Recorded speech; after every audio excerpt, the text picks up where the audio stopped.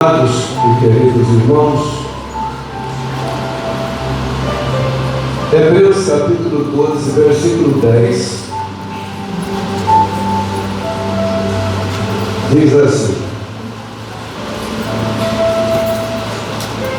porque aqueles, na verdade, por um pouco de tempo, nos corrigiam como bem lhes parecia, mas este para nosso proveito, para sermos participantes da sua santidade.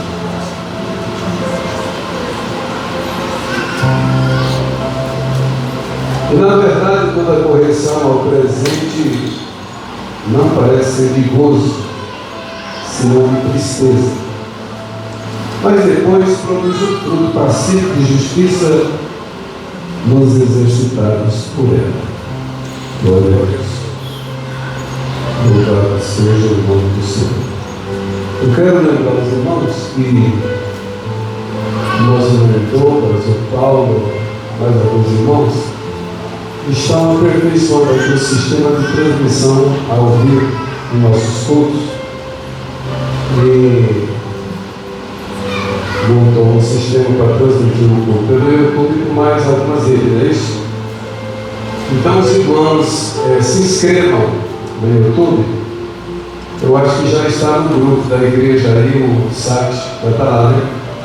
Os irmãos entram no grupo da igreja e se inscrevam no site para que alcance o número que é necessário para que seja transmitido ao vivo. Hoje está apenas sendo gravado por enquanto, é isso? Mas eu acredito que no próximo culto já vai ser transmitido ao vivo em algumas redes. Então, os irmãos, inscrevam-se e divulguem para um amigo, para um parente, para alguém que você quer evangelizar. Amém? Glória a Deus. A palavra que nós temos para meditar esta noite diz respeito à santidade.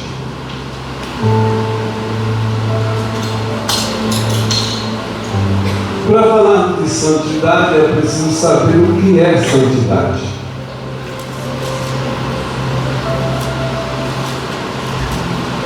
A gente vai falar santidade. O que é santidade?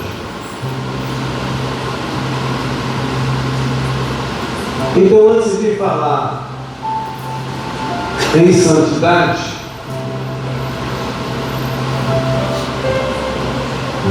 nós queremos colocar algo material que é um paralelo da palavra santidade. No sentido material,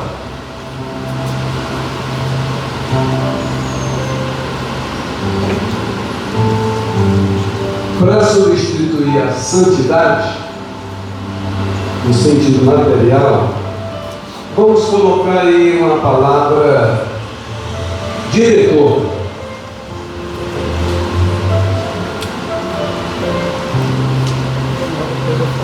O que é o diretor de uma empresa? É o que está no topo, na administração. Amém? É isso mesmo? Diretor de uma empresa, o que comanda a empresa, o que dá as ordens. Não é isso? Bem. Então, antes de entrar no lado espiritual, eu vou falar do lado material para que os irmãos entendam quando chegar no lado espiritual. Se você entra numa empresa para trabalhar,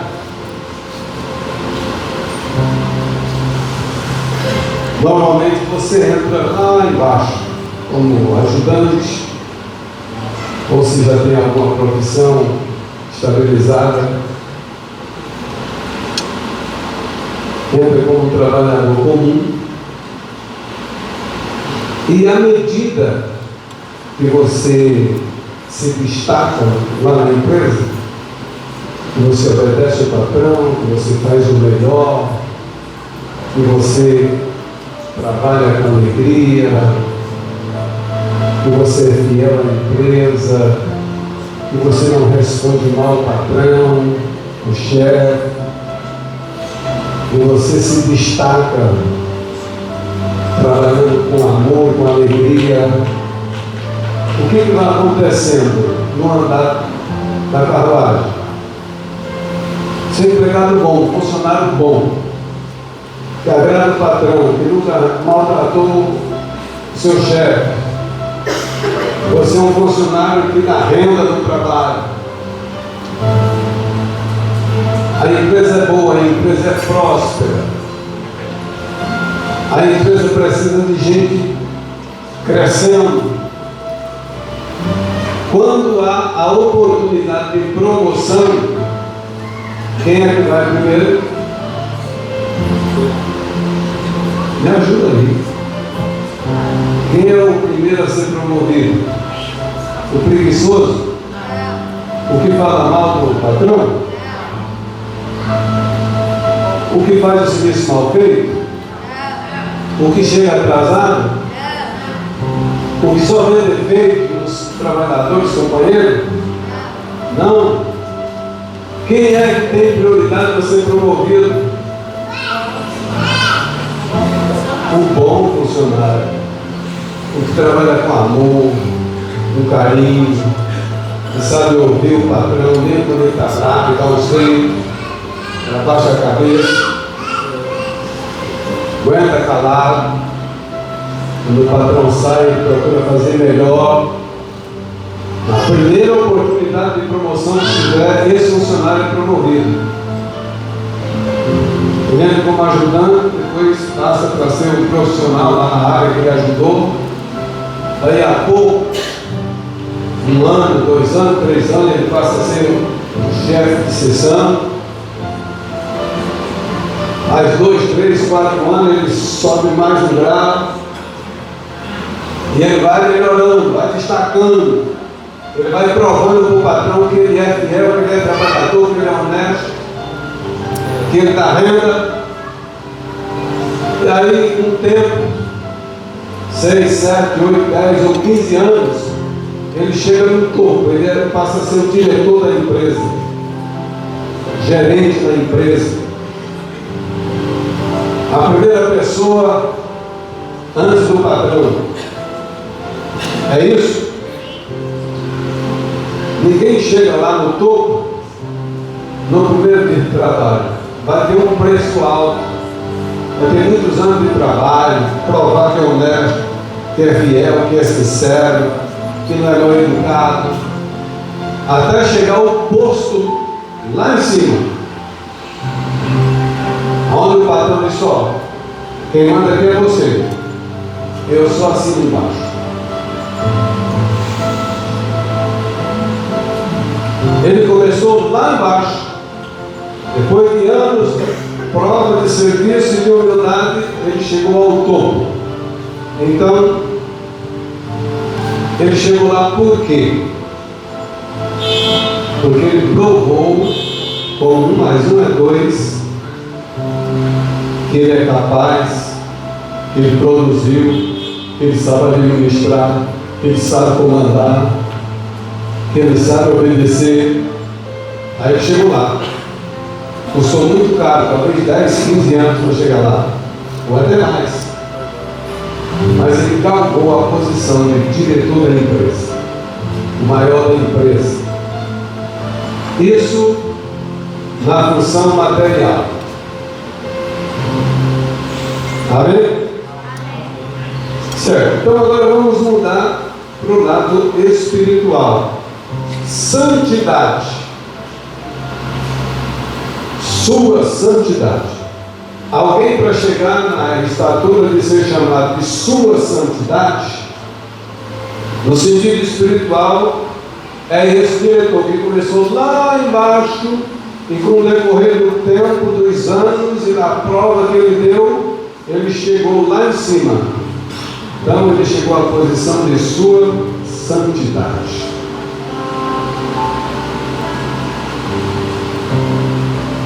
O nosso Salvador e Senhor Jesus Cristo Ele é santo. No verso 14 aqui do capítulo 12 de Hebreus,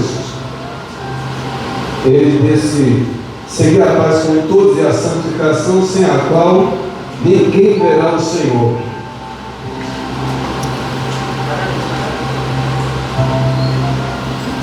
O Senhor chegou ao posto de santidade. E é interessante que ele veio de Deus, filho de Deus. Ele é santo por excelência.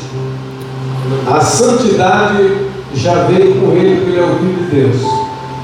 Mesmo assim, ele nasce como homem, começa como homem, lá embaixo, lá no berço pobre, sofre as afrontas do homem, trabalha como homem, é desprezado como homem, perseguido injustamente, mas ele tinha um objetivo. Qual era o objetivo de tudo isso? Era apresentar ao Pai um povo comprado pelo sangue de Cristo, Filho de Deus, e apresentar um povo salvo, redimido e comprado com o seu sangue. Porque ele tinha essa meta, essa visão de se apresentar ao Pai como um povo redimido, resgatado. Ele não olhou para as dificuldades, para os problemas, para os desprezos, para as aflições, para as agonias. Assim como um trabalhador que começou lá embaixo, mas tinha um alvo: eu quero chegar lá no topo, eu quero fazer parte da diretoria da empresa. Foi pagando. E olha que no caminho para você chegar lá em cima, quem trabalha nas empresas aí sabe como é concorrido. É assim, Douglas? Não chega lá do dia para a noite. É muito concorrido, é muito perseguido e tem que vigiar muito, porque não faz fofoqueiro, não falta jeito para caluniar. Vocês sabem. Na vida espiritual não é diferente. A vida material você suporta tudo e mais um pouco para chegar lá. Você tem um objetivo.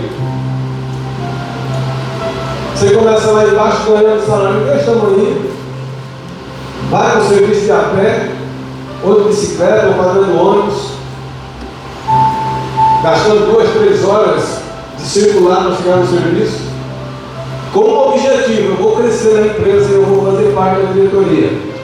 Quando ele chega lá, ele já não anda mais de ônibus, ele já não passa 2, 3 horas dentro do ônibus ou do metrô, ou andando de bicicleta para chegar na fila, porque quando ele chega lá na diretoria, ele tem um carro, zero, com combustível pago, toda despesa paga, o salário está lá em cima, mas para ele chegar lá, foi muitos anos de luta, de tribulação, de perseguição, de noite mal dormida, de maus conselheiros. Mas ele chegou. Na vida espiritual, meu irmão, é bem assim. O homem está lá no mundo. A Bíblia diz que o homem sem Deus é como ovelha que vai para o matadouro. Vai caminhando para o matador sem saber que está indo para o matador e está indo. Mas Jesus vai lá na fila do matador e pega o Joaquim, o Pedro, a Maria, a Luzia, o Pedro, o João, o Antônio, e diz: vem para cá, me acompanha, você é meu agora. Aí você vem aqui para a casa de Deus, ouve a palavra, aceita Jesus como Salvador, se torna um funcionário do reino de Deus. Prazer maravilhoso nosso. Esse funcionário agora começa a ouvir falar que Jesus é poder, é maravilha, dá paz, dá saúde, dá prosperidade, dá alegria. Ele diz: eu vou querer tudo isso. Aí ele começa ouvindo a palavra e obedecendo a palavra. E quando ele erra, a palavra corrige. A igreja, através da palavra, dita as regras para que este funcionário do reino de Deus cresça. Ele obedece, ele se esforça, ele aprende a ler a Bíblia que antes ele não lia, ele aprende a orar que antes ele não orava, ele aprende a cantar hinos de louvores a Deus que antes ele não cantava, ele aprende a jejuar, ele aprende a pregar, ele aprende a vir para a igreja 3, 4 vezes por semana, que ele não sabia o que era isso. Porque agora ele pertence ao reino de Deus, ele é um funcionário do reino dos céus. E ele vai melhorando, ele vai crescendo, crescendo, crescendo, crescendo.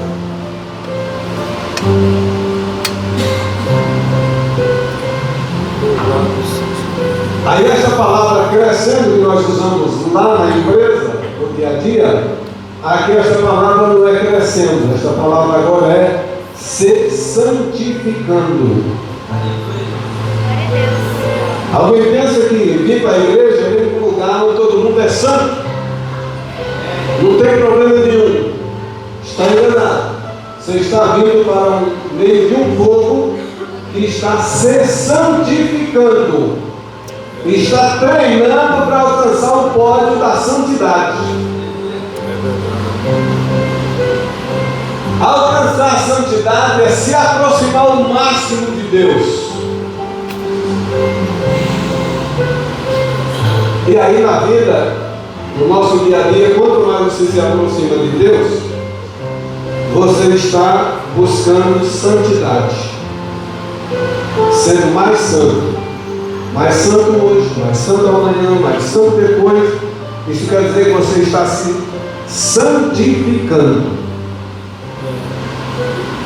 E isso tem um preço alto, porque o inimigo persegue, maltrata, levanta calúnia, inveja. Problemas diversos vão subir na sua estrada, aonde você está buscando a santificação. Só que tem um problema. Você ignora todos os problemas da viagem, porque você está de olho em chegar ao posto de santidade. Quer dizer, está pertinho de Deus. Quando chegar lá,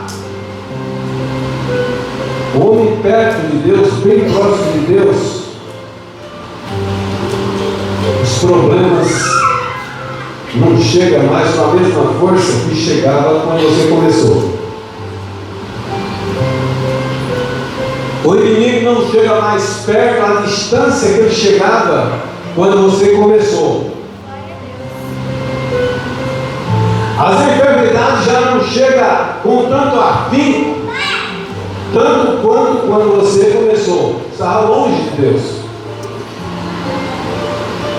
Mas agora você está se aproximando de Deus, aprendendo com o Espírito Santo, buscando uma vida de santificação.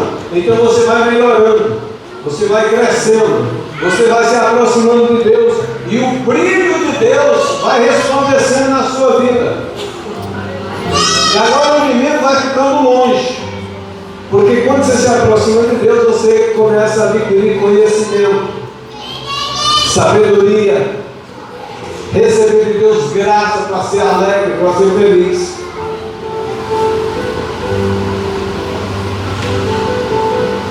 Isto é viver uma vida de santificação.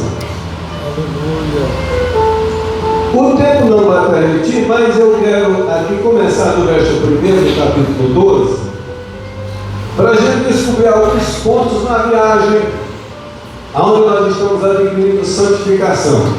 Diz o verso 1: portanto nós também, pois que estamos rodeados de uma tão grande nuvem de testemunhas, deixemos todo embaraço que tão de perto nos rodeia, e corramos com paciência a carreira que nos está proposta. Eu queria perguntar para os irmãos: quantos aqui já se depararam com embaraço na sua caminhada espiritual, não é? Só os que já se depararam com embaraços espirituais. Eu já me deparei com muitos deles. Se alguém não se deparou ainda, se prepare que vai levar. Só que quando aparecer esse embaraço na sua vida, ignore-os. Desvie a atenção do embaraço e olhe para Cristo. Seu alvo é Cristo, a santidade por excelência. Jesus suportou toda a afronta porque ele tinha um objetivo: se apresentar ao Pai com um número imenso de almas salvas pelo seu sangue. Então, com o mesmo objetivo que você trabalha na firma, com o objetivo de chegar lá no último degrau, na vida espiritual você vem para a casa de Deus e começa uma vida de santidade, de santificação, dia após dia, e ignora os embaraços que tão de perto nos rodeia, e vamos correr com paciência a carreira que nos está proposta. Correr com paciência. Quem vai fazer uma corrida não pode sair correndo dando tudo que tem. Tem que ir no trotinho, devagarzinho e tal. A corrida é longa. Se você está dando tudo que tem, ali na curva de 100, 200 metros, você não vai correr mais. Mas se você correr com paciência, você vai muito longe. Na vida espiritual, é preciso correr com paciência. E ignorar toda a tribulação que de perto nos rodeia. Olhando para Jesus, autor e consumador da fé, o qual pelo gozo que estava proposto suportou a cruz, desprezando a afronta, e assentou-se à destra do trono de Deus. Se Jesus fosse olhar para a ignorância daqueles homens que estavam ao seu redor,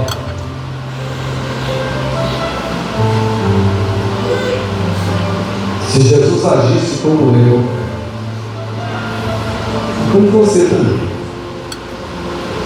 cidadão me perseguindo, desde o vento, quando a notícia correu, Maria estava grávida, a perseguição começou.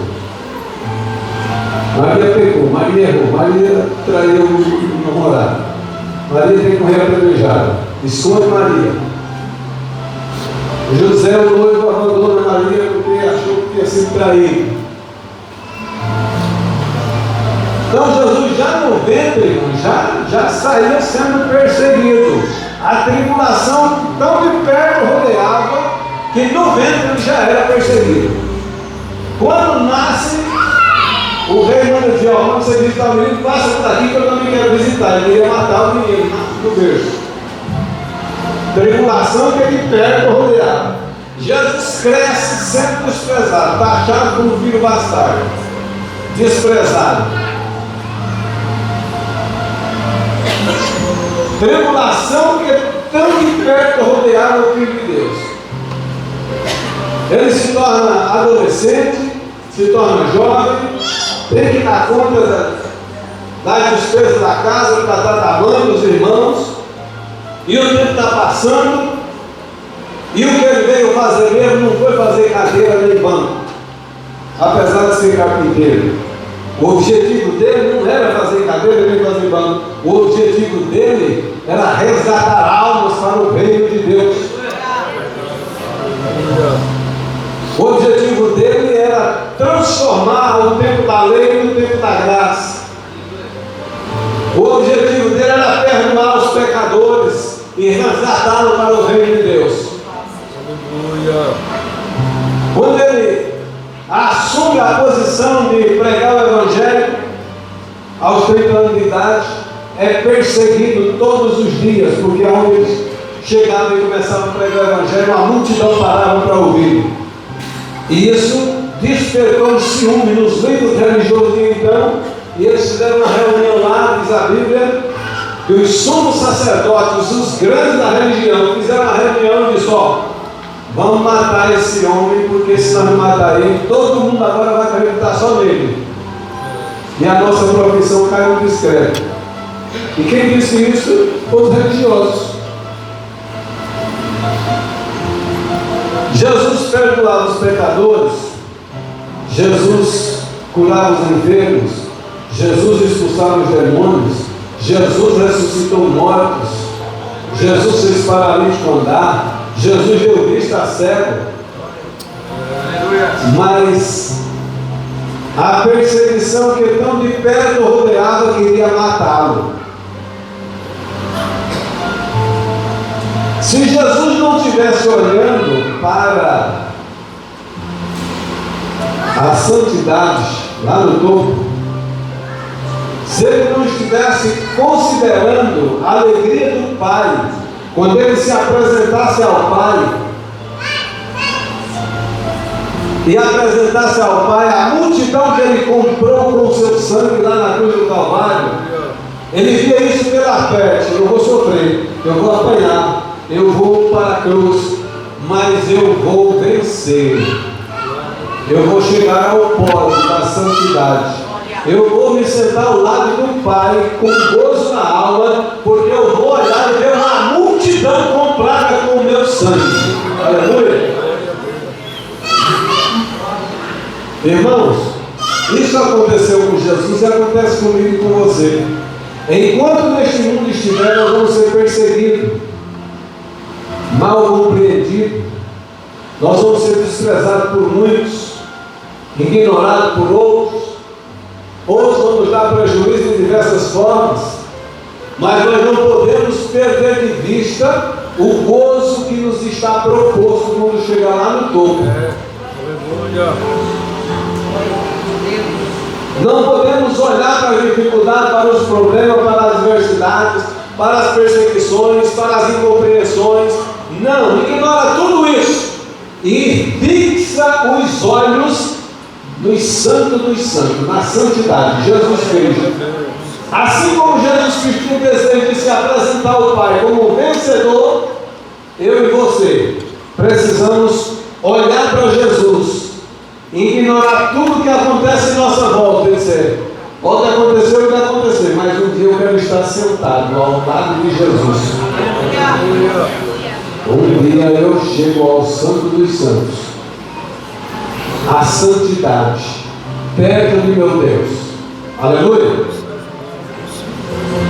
Pelo gozo que Jesus tinha de se apresentar ao Pai e decretar a vitória, Jesus suportou a cruz e desprezou todo tipo de afronta. Enquanto eu e você, irmão, não aprender a desprezar as afrontas, você fica olhando para trás, você não se aproxima de Deus, você não se aproxima da santidade, você está, lembre-se que você está se santificando para chegar à santidade. Então, cada passo que você dá, cada vitória que você ganha aqui, você está se santificando. Se fosse na empresa, você estava melhorando, o patrão estava te vendo. Esse camarada merece uma promoção, na próxima oportunidade eu vou promover ele. Jesus está te olhando quando você está vivendo uma vida de santificação, perdoando aquele que te ofende, perdoando aquele que te ignora, aquele que te maltrata. Você está orando por ele, ignorando ele, perdoando ele e continua. Jesus está lá no céu olhando para você e disse: eu vou promover esse. Ele está vivendo uma vida de santidade, ele está se santificando. Ele vai chegar ao pódio, eu vou promover, vou dar mais um grau para ele. Ele vai dar mais um passo para perto de mim. E à medida que a tribulação aumenta e você vence aquela, é mais um passo para perto do pódio da santidade. Aleluia. Jesus suportou isso. Jesus chegou ao ponto de dar a mão, o pé e a cabeça para ser ferido. Vai doer, está doendo, mas eu quero chegar ao pódio, eu quero chegar ao Pai, eu quero vencer. Se Jesus fosse olhar para a ignorância dos homens, como muitos de nós fazemos hoje, o cidadão diz uma palavrinha desse tamanho contra nós, a gente já fica nervosinho, querendo bater nele, querendo passar limpo, jamais para a ignorância. Né? Outros dizem, eu sou crente, mas meu braço não é não. E aí, e a santidade, onde vai parar? E a santificação sem a qual ninguém verá o Senhor?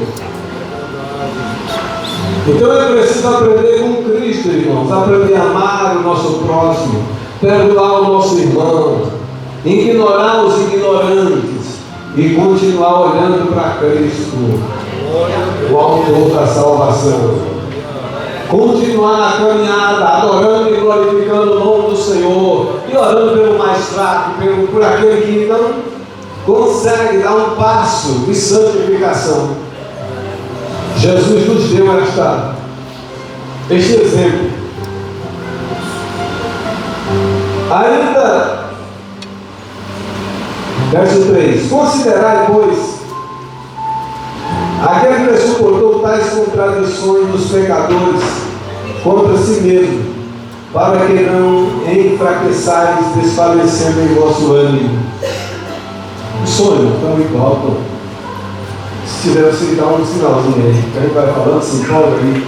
Quando eu estou sentado ali, eu percebo quando está alto, porque eu estou ouvindo. Mas quando eu estou falando, às vezes a gente não percebe. Uma das coisas que eu me importo muito é com som muito alto, que eu não gosto, e sei que muita gente não gosta também, e nós temos que ter a consciência de que tem criança na igreja, né? Tem anciões, então o som tem que estar controlado. Amém? Não se acanhando, se alguém se incomodar, se não importa, pode dar um sinalzinho para o técnico lá e pedir, não tem problema nenhum. Considerai, pois, aquele que suportou tais contradições dos pecadores contra si mesmo.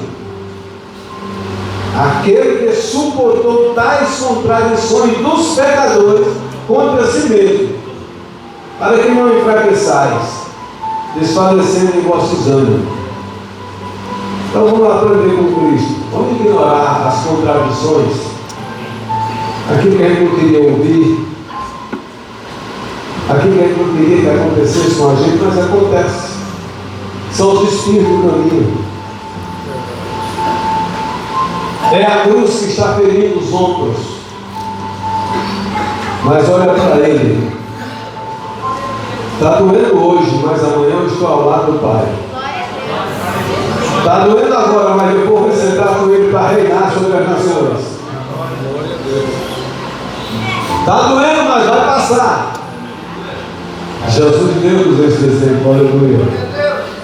Ainda não resististe até o sangue, combatendo contra o pecado. Quer dizer, Jesus resistiu até o sangue derramar, escorrer sobre o madeiro, descer ao chão, a ponto de faltar o fôlego e expirar. Eu ainda não derramei sangue, você não derramou sangue por causa das perseguições, das tribulações. Ninguém nunca colocou uma coroa na sua cabeça de espinho, coroa de espinho na sua cabeça. Ninguém nunca te chicoteou. Então, Jesus suportou muito mais do que eu e você. E já vos esqueceste da exortação que argumenta convosco como filhos. Filho meu, não despreze a correção do Senhor e não desmaie quando por ele for repreendido. Porque o Senhor corrige o que ama e açoita a qualquer que recebe por filho.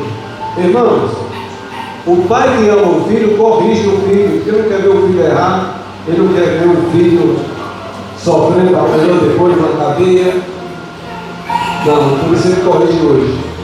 Deus faz assim comigo e com você, ele corrige. Quando você fala, quando você erra, quando você esquece que está no processo de santificação e dá uma vacilada, o Senhor vai te corrigir de alguma forma. Então, a Bíblia diz assim, ó: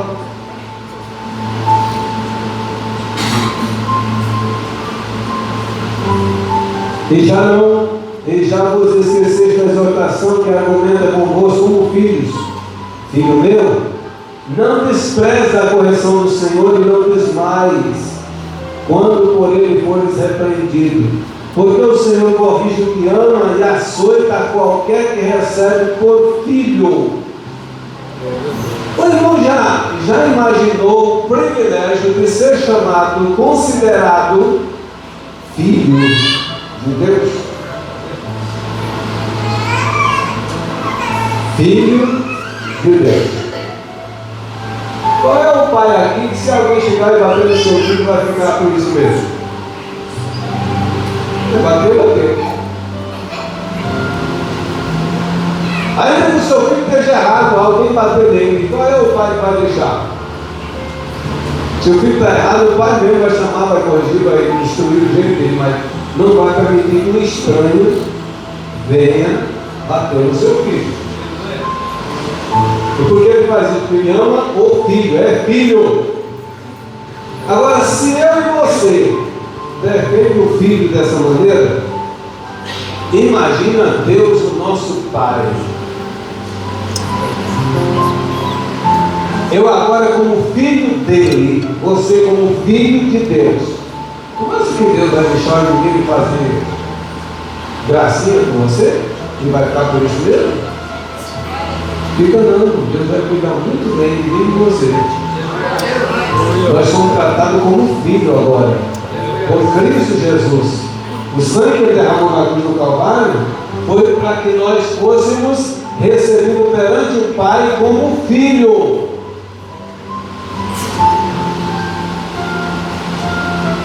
Então, se eu faço parte da família de Deus como filho, sou herdeiro das bênçãos de Deus. Sou herdeiro das promessas de Deus. Sou herdeiro dos cuidados de Deus. Sou herdeiro das bênçãos de Deus. E crendo assim, você continua vivendo em santidade, agradando a Deus. E Deus está sempre cuidando de cada um de nós, em qualquer situação e em todos os momentos. Ele disse: eu estarei convosco todos os dias, até a consumação dos séculos. Verso 7. Se suportais a correção, Deus os trata como filhos, porque que filho há quem o pai não corrige? Mas se estáis sem disciplina, da qual todos são feitos participantes, sois então bastardos, não filhos. Se você não aceita a disciplina, quer dizer, o ensino da palavra de Deus, você desobedece o ensino da palavra de Deus, aí você não é tratado como filho, você é tratado como bastardo. É diferente. Bem diferente. Como filho, o privilégio é bem maior. Lembra do filho pródigo? Desperdiçou todos os bens que o pai confiou a ele, foi embora, abandonou o pai, mãe, irmão, gastou toda a fortuna, mas um dia que ele caiu em si, reconheceu que errou, ele disse: eu vou voltar, vou pedir perdão para o meu pai, ver se meu pai me recebe pelo menos como servo, como seus trabalhadores. E veio, saiu bonito, sapato novo, roupa nova, dinheiro no bolso. Voltou agora um mendigo, sujo, sem roupa, sem sapato, cabeludo, fedido. Mas quando o pai avistou ele de longe, correu para o abraço, porque era o filho. Nós não podemos, irmãos, perder a qualidade de filho. Não podemos. É preciso viver uma vida de santificação, crendo e obedecendo a palavra de Deus, para não perder a qualidade de filho. Porque ainda que aconteceu o que acontecer, o dia que você reconhecer de misericórdia, o Pai te recebe como filho. Glória a Deus. Mas se estáis em disciplina, da qual todos são feitos participantes, os então bastaram e não filhos. Além do que tivemos nossos pais se batalham para nos corrigirem, e nós os reverenciamos. Não nos sujeitamos muito mais ao Pai dos Espíritos para vivermos? Porque aqueles na verdade, por um pouco de tempo, nos corrigiam, como bem lhes parecia. Mas este para o nosso próprio proveito. Né? O pai corrige porque o pai quer o bem da gente. Se perguntar para esses adolescentes aqui, de vez em quando o pai ou a mãe dá um puxãozinho, né? Eu falei de mão. Né? Hoje o pessoal acha que não apanha mais de cima, não. Ainda foi, glória a Deus por isso. Eu apanhei bastante. Mas depois você vai agradecer, porque o pai te corrigiu, a mãe te corrigiu. Porque se não houver a correção, você tem a expressão que é dono do mundo, e não é. Não é. Depois você vai agradecer a correção. Assim Deus faz conosco. Ele nos corrige porque Ele nos ama como filho. Glória a Deus. Aí o versículo 10 continua dizendo assim: mas este quem? Jesus, para nosso proveito, para sermos participantes da sua santidade. Então, quando o Senhor nos corrige, irmãos, ou Ele permite uma tribulaçãozinha na sua vida, às vezes Ele está te corrigindo, sabia? Tem gente que às vezes está passando por uma tribulação, uma dificuldade, um problema difícil, e diz: é o diabo que está fazendo isso, às vezes não é o diabo. Às vezes Deus só permitiu você entrar num vale, porque às vezes você está pensando que pensando que sabe, pensando que pode. E o Senhor deixa você entrar no vale da sombra da morte, para você descobrir que você não é, que você não sabe, que você não pode. Eu no começo da minha vida, ainda jovem, até os 27 anos, eu pensava que sabia, pensava que podia, pensava que era. Fazia o que eu achava que estava certo e ninguém era na conta de ninguém. Eu achava que eu estava certo. E o Senhor me chamando para o ministério, para o seu reino. E ele disse: não, meu negócio não é reino de Deus, meu negócio é ganhar dinheiro. Aí o Senhor fechou a torneirinha e eu entrei no vale. Deus tinha me dado carro novo, trator, implemento, dinheiro. Mas quando eu não quis obedecer o chamado para o ministério, ele fechou a torneirinha, foi-se embora carro novo, foi-se embora trator, foi-se embora dinheiro. E quando eu vi ali o carro, eu digo: agora eu sei de uma coisa. Deus estava de olho desse tamanho em mim, eu não quero saber quem sabe ainda. Porque quando eu olhei para um lado, olhei para o outro, não tinha saída, não tinha solução. Meu sonho, meu projeto, e ele para frente voltou, foi para o zero. E em cima do zero uma dívida de $100.000. Aí eu disse: agora eu sei uma coisa. Eu não quero saber o que ele sabe ainda. Eu disse: Deus, eu sei que eu não sei de nada. Eu acabei de descobrir, Deus, que eu não sei de nada. E quando eu disse isso, sabe onde eu estava? Debaixo da cama.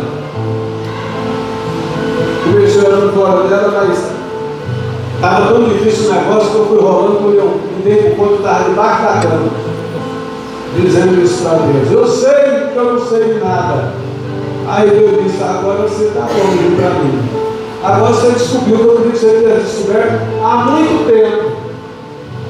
Se você tivesse descoberto isso há 10 anos atrás, você não estava passando por isso. A partir daquele momento, irmãos, eu me rendi ao Senhor. Deus começou a abrir as portas, suprir a necessidade, fazer acontecer milagre. Aquele plano de cruzeiro para cruzado, aquele plano existiu só para pagar uma dívida de $100.000. Só para isso. Mudou tudo no avesso. Quando entrou o plano, tudo que não valia muita coisa começou a valer. O carro começou a dar preço, a máquina começou a dar preço. E eu tinha um extrator lá que não valia nada, mas quando entrou o plano, o extrator valorizou.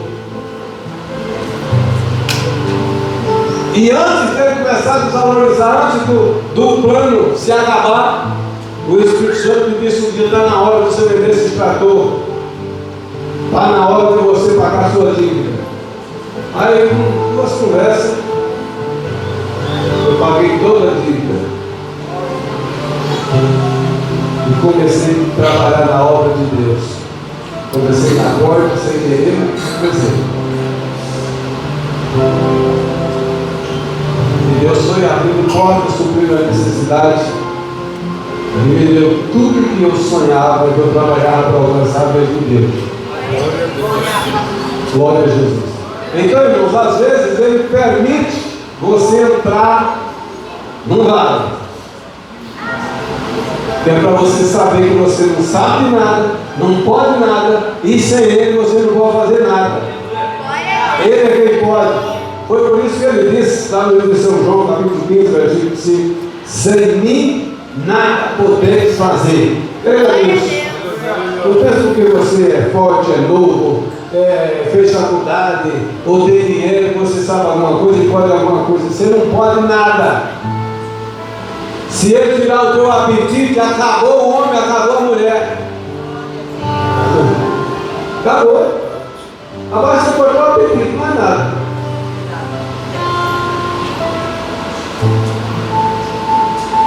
Sem mim nada podeis fazer, Jesus disse isso. Então, meu irmão, se lembra que nós precisamos viver uma vida de santificação para chegar à santidade de Deus. Quanto mais perto da santidade divina, mais você está livre de tantas desgraças que surgem no mundo que nós vivemos. Se aproxime de Deus e você verá que tudo pode ficar diferente. Amém? Que Deus é Cristo. Diga-me se Deus nos abençoar grandemente e em todo o tempo. Vamos ficar de pé e orar para o Senhor Deus.